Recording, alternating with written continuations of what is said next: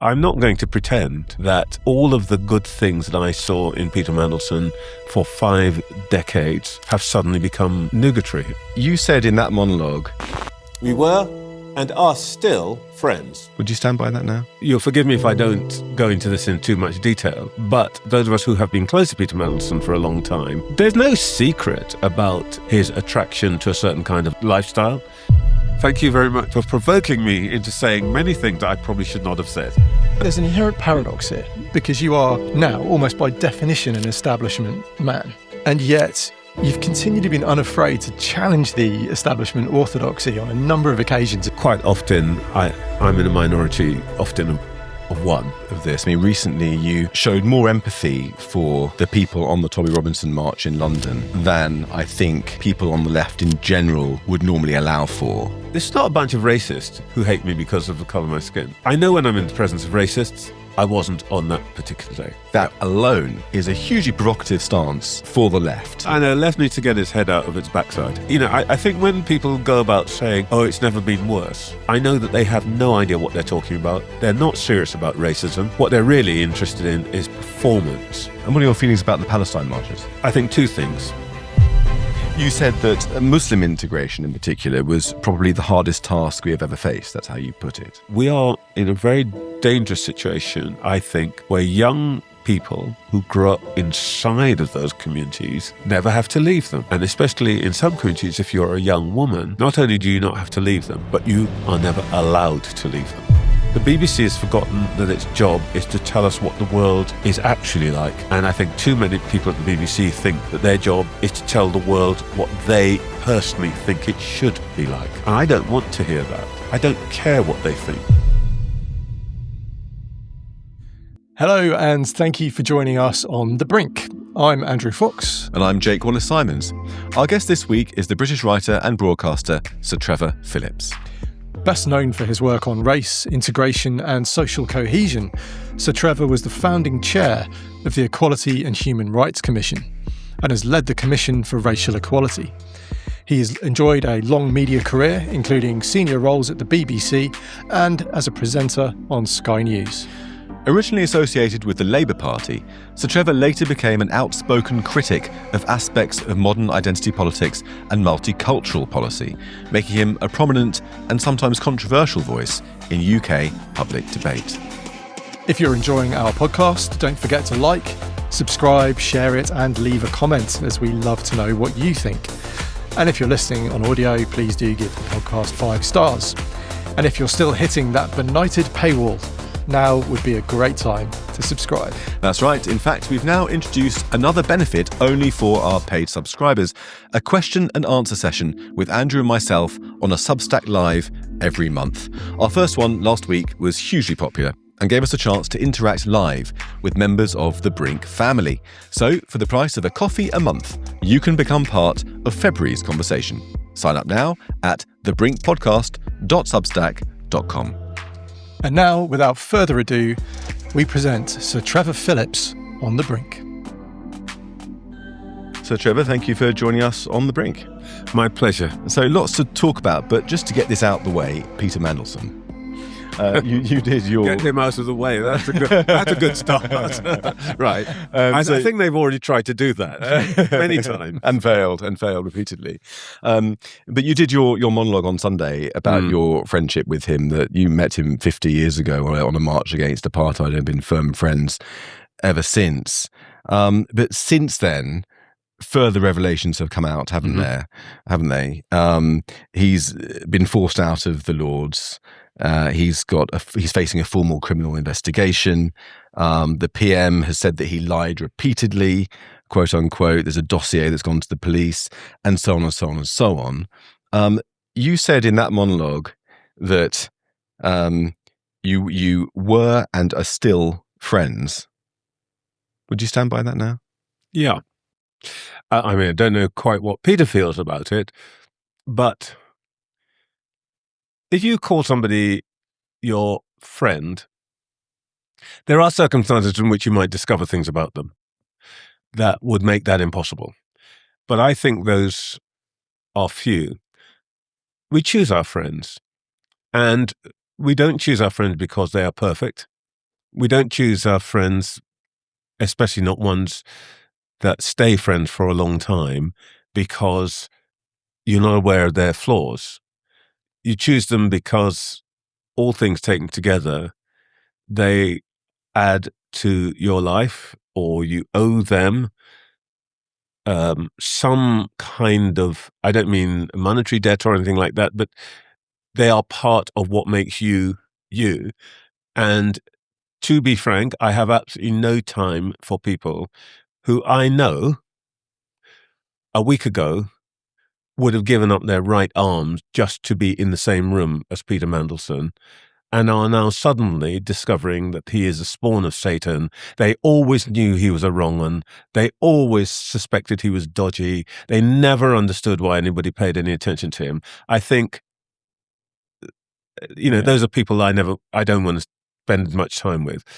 I think if you choose somebody to be your friend, you're taking all of their weaknesses, and those of us who were and are Peter's friends know about his weaknesses. I didn't have any idea the depths of the relationship with Epstein or what he did in relation to that. But as I said on the program last week, that his behavior at the best was naive and foolish, at the worst was greedy and duplicitous, and I think we're pretty clear what end of the spectrum that is now. But I'm not going to pretend that all of the good things that I saw in Peter Mandelson for 5 decades have suddenly become nugatory. I mean, that's just, what would that say about me as a person if I suddenly decided to unperson somebody because of what I discovered about them? Well, it might say that you've got a commendable loyalty, or it might say something else. Indeed, I believe it was Peter Mandelson himself that one of his transgressions involved a message to Epstein saying that we're in this together through thick and thin when Epstein was going through difficulties. I'm not making a moral equivalence between the two, but you know what I mean. History did not judge him kindly with that message. And I wonder whether in the back of your mind there's something niggling saying, I hope I've made the right decision here. Well, it's not a question about, for me, it's not a question about right or wrong decision. Peter and I were friends because we shared an outlook on life. We shared a set of interests. I admired his acumen and his capability and the things that he did and we did together, campaigning, politics, journalism, and so on.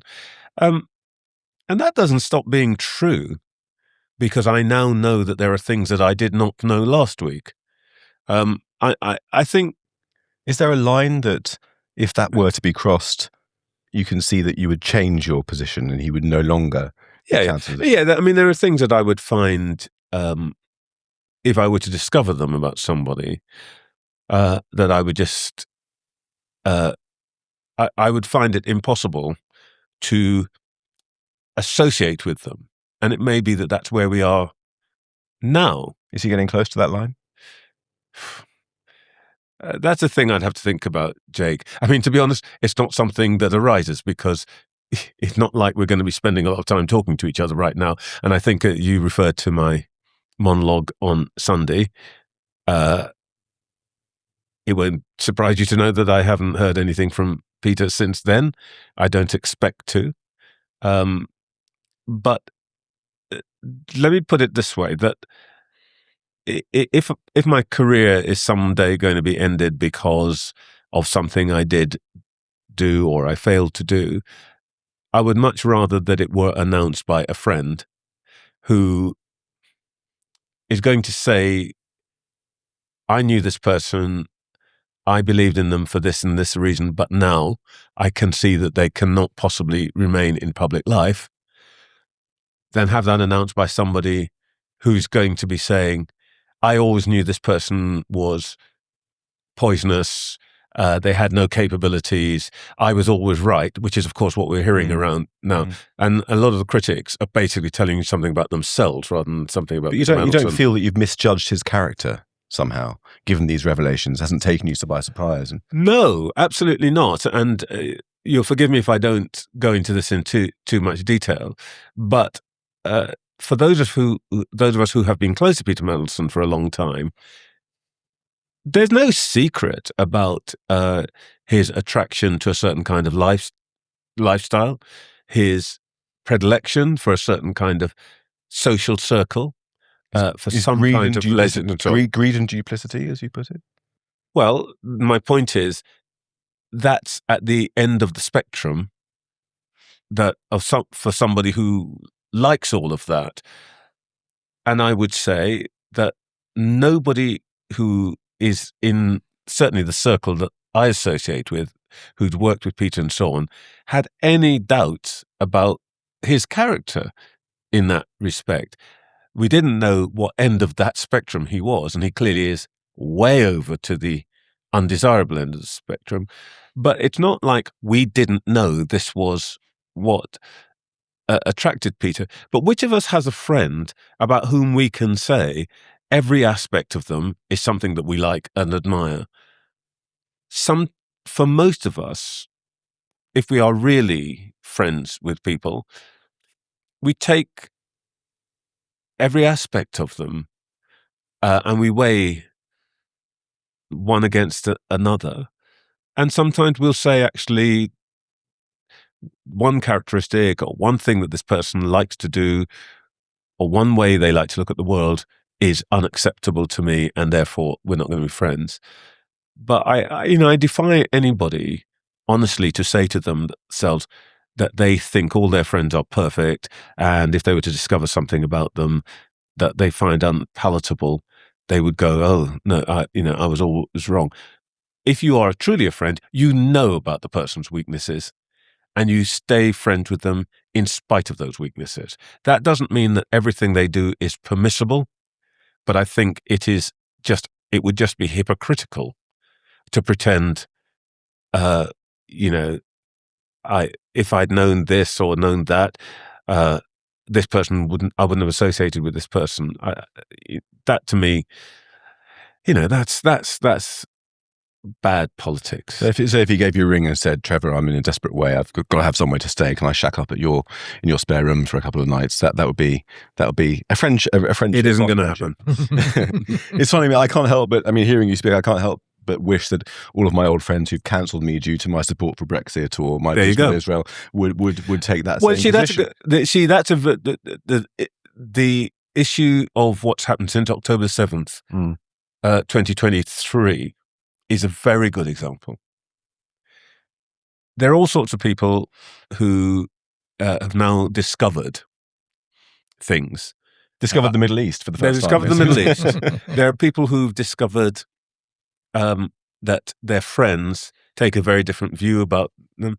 There are, by the way, for example, Jews who've suddenly discovered that they're Jews. Yeah, that's true. Right? And we'll be made to discover it in this new world where you're being forced to be Jewish before you're anything else. Exactly. When I was at the Commission for Racial Equality, we developed an idea which we called the identity spike. Sometimes there are all of us have different characteristics, different bits of our characters and so on. And most of them we keep in balance, and some things we play up, some things we play down and so on. And sometimes circumstances mean that one particular thing becomes overwhelmingly important. I guess I would probably say after George Floyd, being black was way more important in my life than it would normally have been. But not voluntarily. Not voluntarily. That's my point. That's a point about it being the identity spike. It's a thing that suddenly you keep all the bits of your character and personality in balance, but sometimes external factors make one shoot up, and that means it shoots up in other people's understanding of you as well. And then you're into a situation where people can suddenly discover that because of that thing, you're no longer a congenial companion and so on. Now, I personally find all of that wrong. Yeah. I think if you like somebody, it's because you really know them. And you know all of these things about them. And sometimes then you'll discover there's one element of them which is much more significant than you thought it was, or the circumstances have made it much more significant. Does that mean that everything that you thought about them that was good has suddenly disappeared? I just find that it's interesting. I mean, I've actually really not acceptable. You and I have a mutual friend who I'll tell you the name afterwards. Who, okay. An old friend of mine who has abandoned me due to our divergent politics. That's not a friend. She's far on the progressive left. But it's interesting that I obviously don't share her politics, but would never abandon her. Whereas from her point of view, the politics came first, and past a certain point, that was the line. Do you think that's characteristic of a left-right divide in politics? No, I think it's just characteristic of somebody individual who is shallow and doesn't understand the meaning of friendship. Well, my best friend of 40 years is a Marxist. There you go. So, we talk about music, sports, and being Welsh, and that's basically where we come from, and ignore politics completely. But actually, I think that your politics, I think, is particularly interesting, and I'd like to zoom out slightly from the conversation if we can, because I'd like to talk about you. And I think what is more interesting than that? Eh? I just think there's an inherent paradox here, because you are now almost by definition an establishment man. We look at the CBE, the knighthood, Chevalier of the Legion of Honor.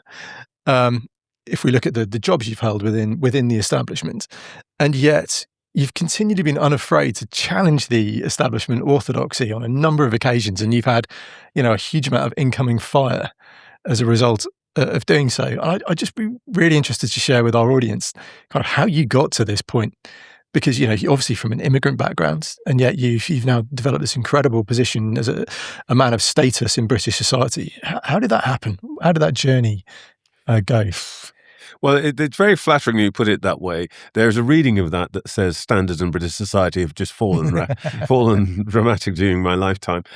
Look, the premise of the question, I kind of guess it, and I'd be sort of being coy and immodest and stupidly self-effacing if I didn't say I recognise the compliment, and I'm grateful for it.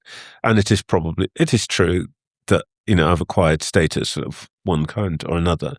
And I'm always appreciative of it, because somebody from my background of equal ambition and worth and capability will probably not have had the luck that I've had. I was very lucky. I found some of the right mentors. I was often in the right place at the right time. So I'm not saying I haven't got capabilities, but I know lots of people who have capabilities that I rate as much as my own, who didn't get anywhere near because they weren't in the right place at the right time. So, but the specific question you're asking me about is really, if you like to put it this way, how did I navigate the fact that quite often I'm in a minority, often of one? Well, the answer is I don't really think about it that way, and I don't care very much. I've learned to care a bit. One of my colleagues, when I was at the EHRC, sat me down one day, and I always remember this, and she's a member of the House of Lords now. She said, "Look, Trevor, I love the way you think. I respect your ability to stand up for what you believe in and to make the argument and to make it in a persuasive way and so on. And I would probably follow you into the jaws of hell. But do you think every now and again you could do something that makes more friends than enemies?" And I get the point, but I was brought up in circumstances where the expectation that you would be in a minority, things wouldn't be that most people around you might not agree with you or see the world in the way you do. So I'm not that fussed by it. I'm very, very fortunate. Why were you brought up in that way? What was it that? that led to that vibe being present when you were growing up? Oh, well, there are a couple of elements of it. First of all, I come from a large family with a very strong sort of its own culture. We are very family oriented. We're very diverse. I've got had 9 siblings. My mother had 3. My grandmother had 8. We're a big tribe. So we're very diverse opinion. And you learn that actually it's okay not to be, I'm going to say not to be popular, not to have to go with the herd. Because I'm surrounded by a tribe, a lot of whom probably don't agree with what I think most of the time.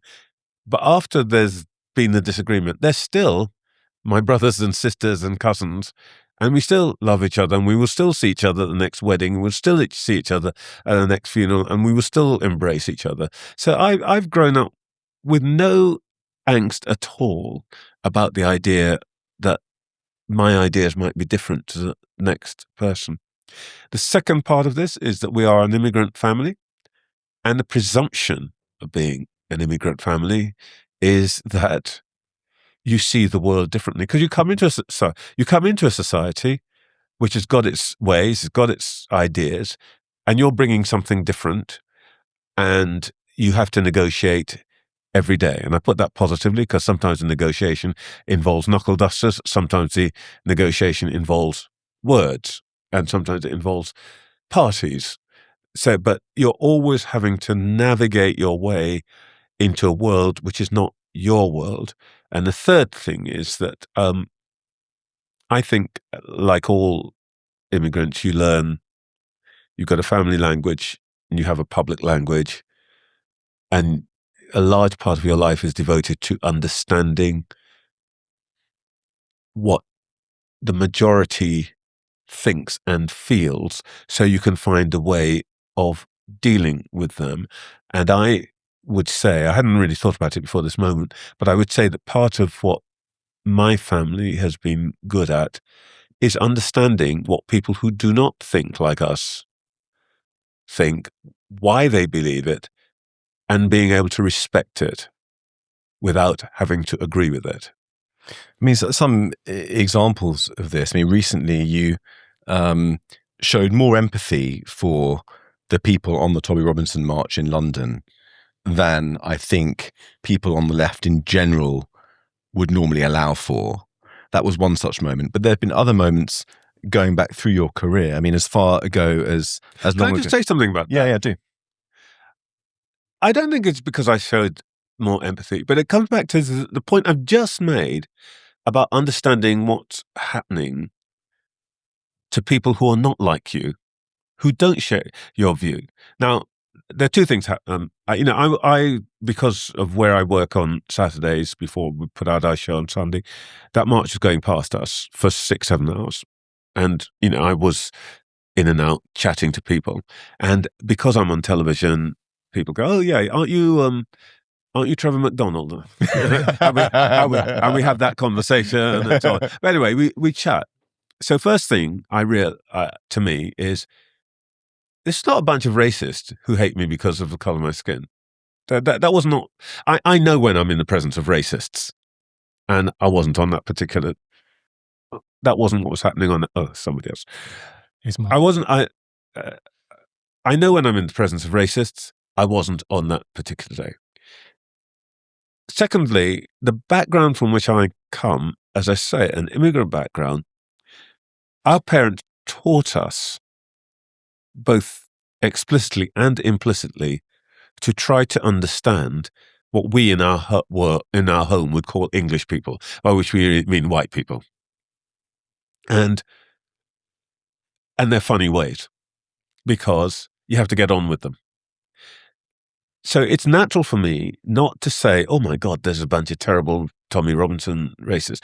It would be, let me observe them, let me find out what they're on about, and the things you observe are, what do they think they're out there for? A lot of signs about the decline of Christianity. Okay, well, I don't myself agree with that, but I can understand why it would, as somebody from Christian background myself, I can understand why that would be disturbing. They're on about immigration. Yeah, I can get that.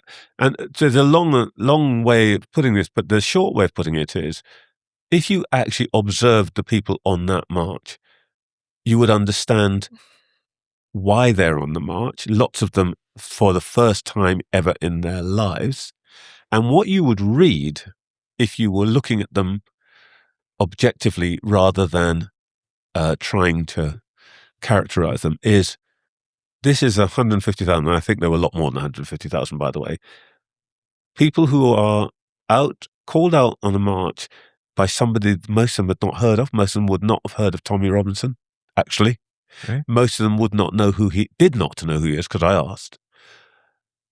Because they are worried, they have a sense of loss of a way of life that they value and they believe in.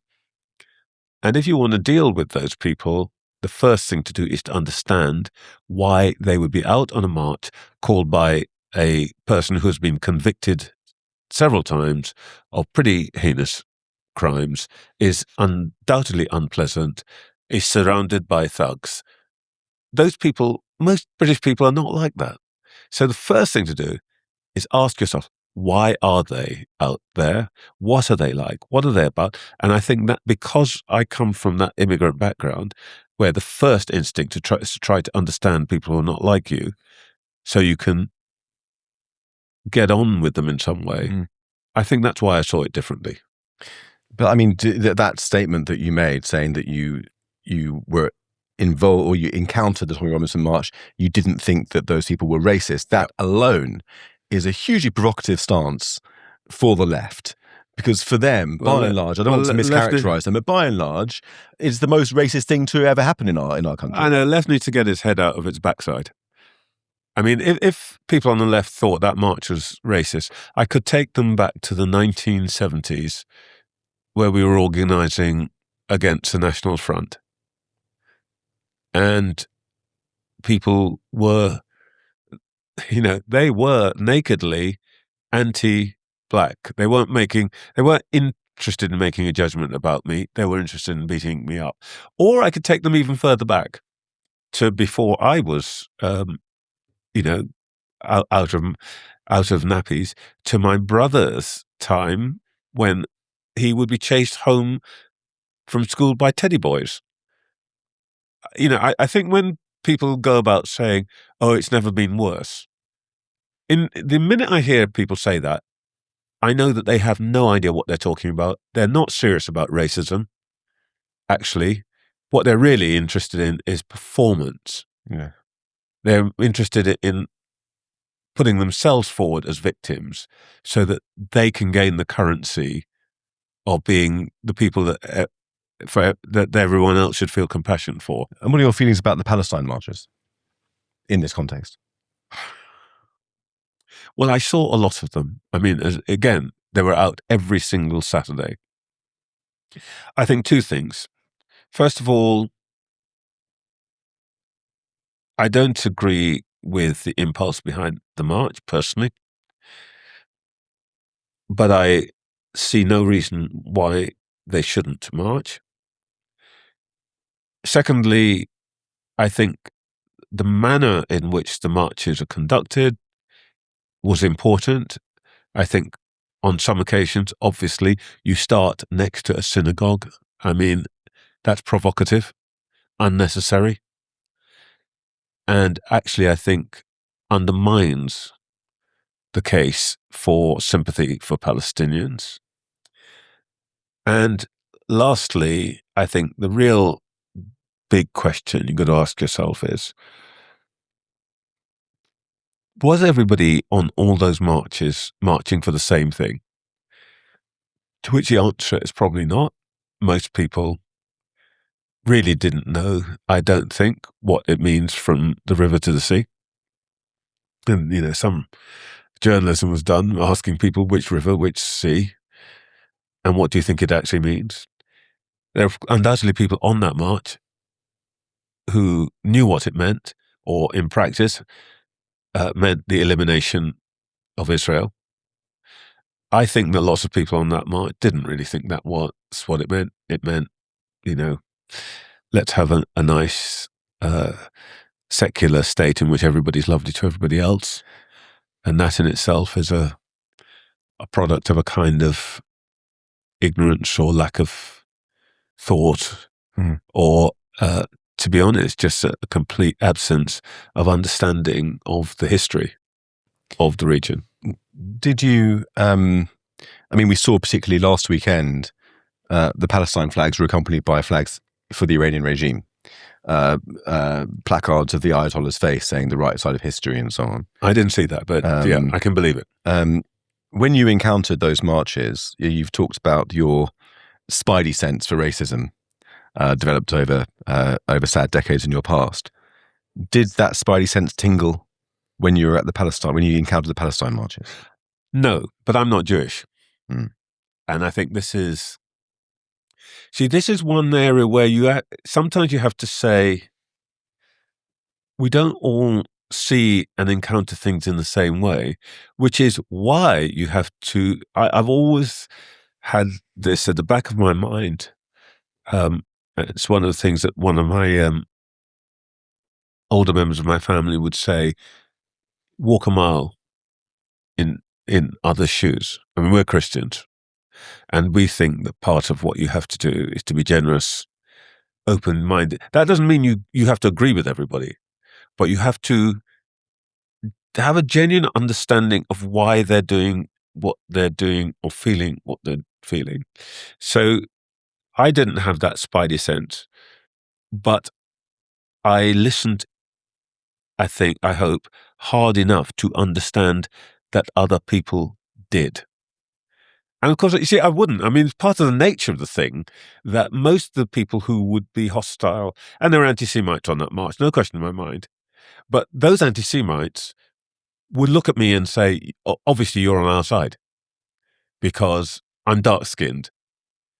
And in their book, they've got a simplistic view of the world in which, Jews are part of the white oppressive gang led by America and Donald Trump and all that. And therefore, ergo, I've got to be against that because I'm also a victim. Well, hang on, everybody. The world is not exactly like that. It's not simplistic as that. So I wouldn't have that sense, but I think it's part of my job, but also, more importantly, part of my personal way of looking at the world, to hear what the people who were intimidated, who were too frightened to come into central London. And by the way, I grew up in North London. One of my Jewish friends says, I may not be Jewish by birth, but I'm certainly Jewish by practice. Honorary Jew. Yeah, that sort of thing, yeah. I give him associate membership of the black community in return. So to try and pin down what your worldview actually is, and I think this is really interesting because you came up as a man of the left quite clearly through the Labour Party, the Tony Blair era of sort of new Labour. But your positions on certainly comments you've made about multiculturalism, about Islam, about the UK sleepwalking towards segregation, I think that would bounce you all over the political spectrum. So what would your worldview, your thesis be about where you stand right now? Are you still of the left or of the left? Oh, yeah. Lefty? Oh, I'm a massive lefty. Okay. I think that... So what are your core beliefs that underpin that then? What do you stand for? Let's just... let me just respond to that by simply saying, you've got to think, what do we mean when we say the left? What does that tradition represent? Well, at its simplest, it represents the elevation of human equality above most other social and social justice, above most other ambitions. Do I think that equality is more important than individual freedom? Well, I would actually say that the two are complementary, but let me not go into sophistry about it. If you really nailed my head to the floor and said, choose, I would probably say equality above individual freedom. I would really? say, I would say that sometimes you have to sacrifice what you want in order to create a better environment, better set of social relations across a society. And that probably comes from, sorry to refer to it again, my religious background and the fact that I am a believer. It's pretty straightforward. And as people say, Labour Party, not people, that one of the general secretaries of the Labour Party, whose name actually was Phillips, once said the Labour Party owes more to Methodism than to Marxism. Brought up a Methodist. I believe in that. But overlay, and I don't want to dodge your question. Why might it seem that some of the things that I believe are a bit odd to the left? Two big reasons. One is, you've got to remember, I didn't grow up in this country.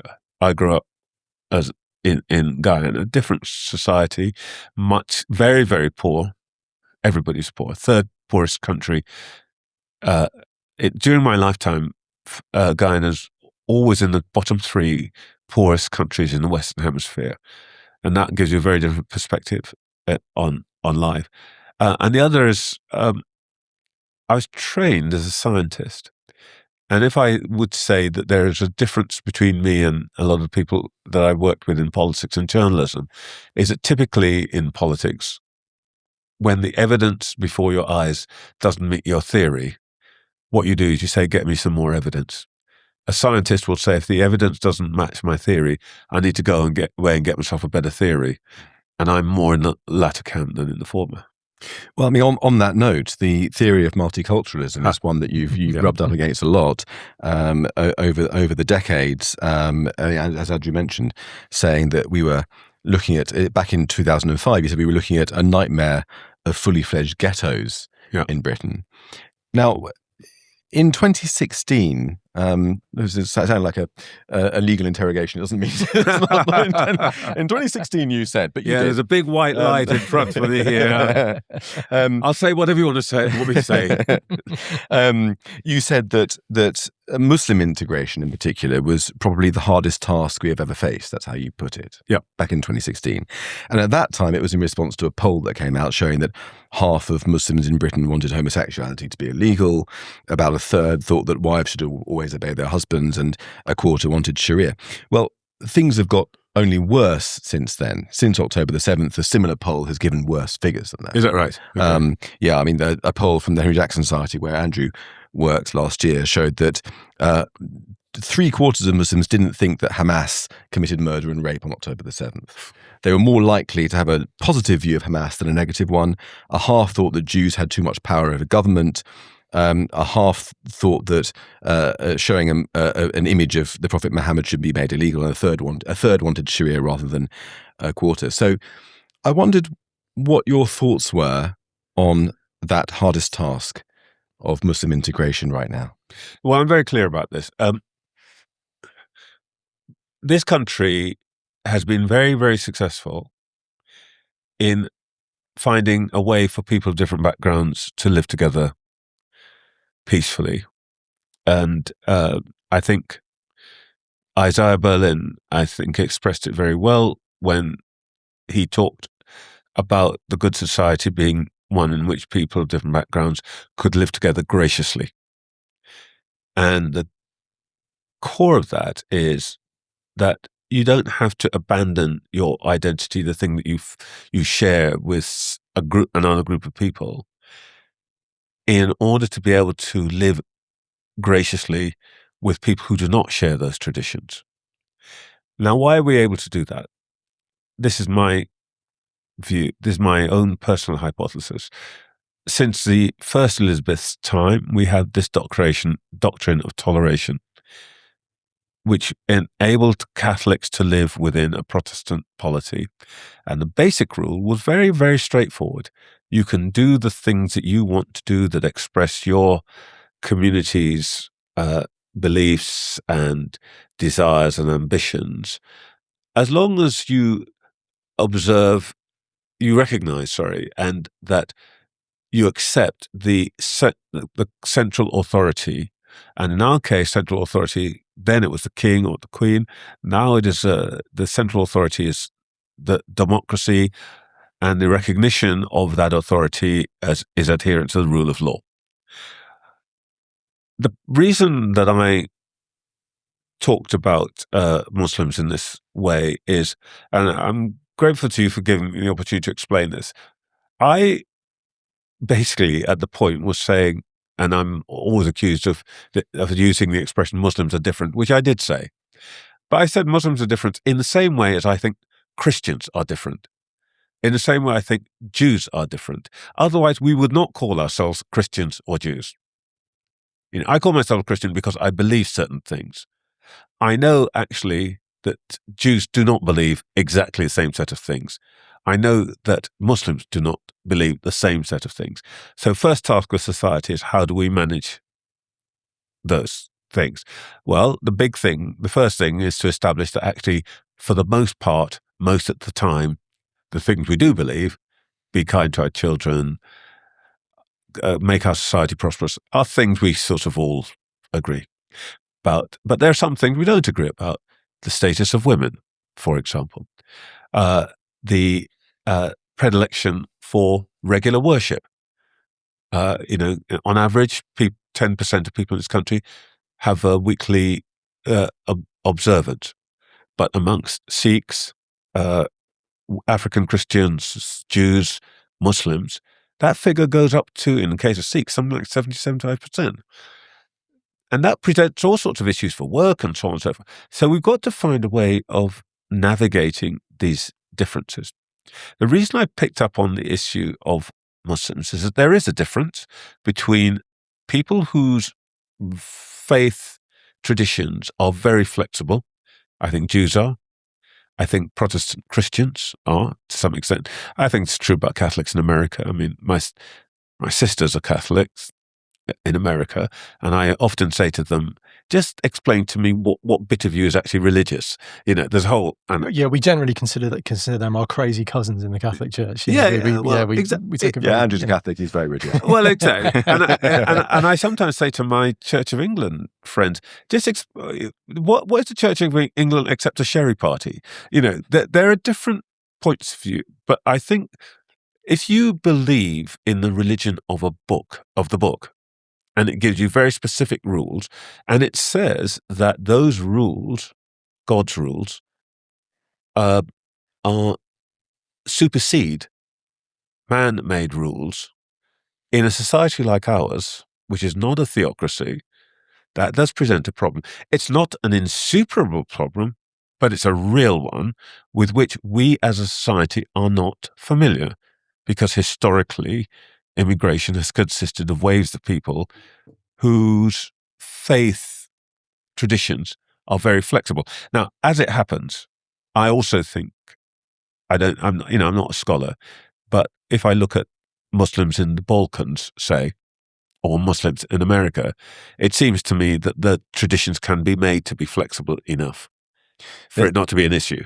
Yeah, so if it's not an insuperable problem in the UK, first of all, do you still think we're a multicultural success as a society? And how do we then get over the problems that you've just highlighted if they're not insuperable? Well, I don't like to use the word multicultural because I think it's imprecise.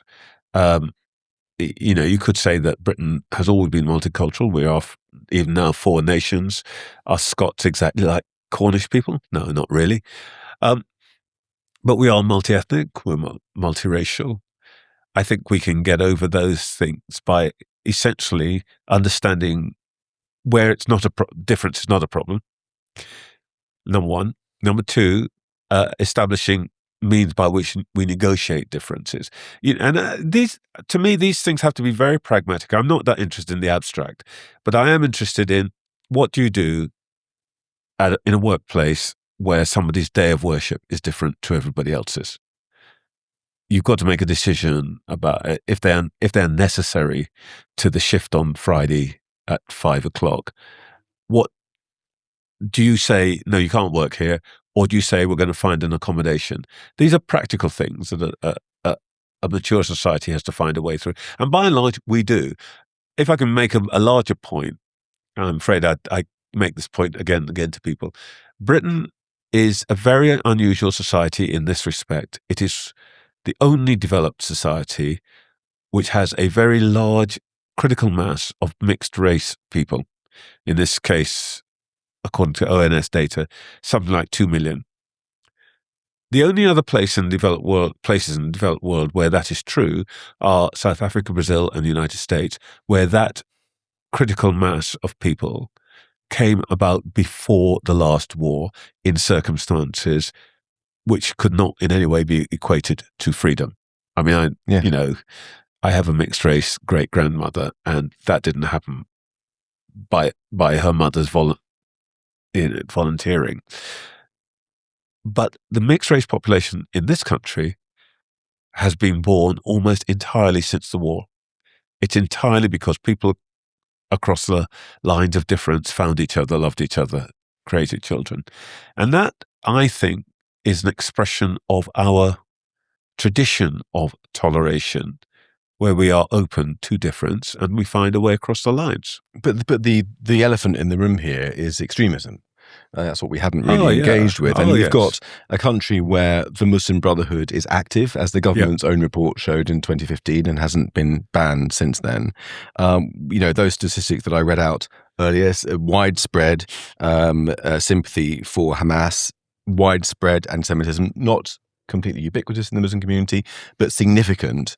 And that kind of ghettoization that you warned about all those years ago does seem to have been a big part of the problem, for example, in Birmingham with the Aston Villa match and the fallout from that, the Gaza independents that we have sitting in Parliament. This is a big problem of extremism, isn't it? And it's embedded within the Muslim community. And it feels like measures that you're talking about of toleration and all those things, while I believe in them, they've been insufficient to stem that march from 2005 when you first pointed it out to today. Yeah, look, if you've been enjoying the conversation so far, don't panic. To catch the rest of the episode, just head over to our Substack at thebrinkpodcast.co.uk.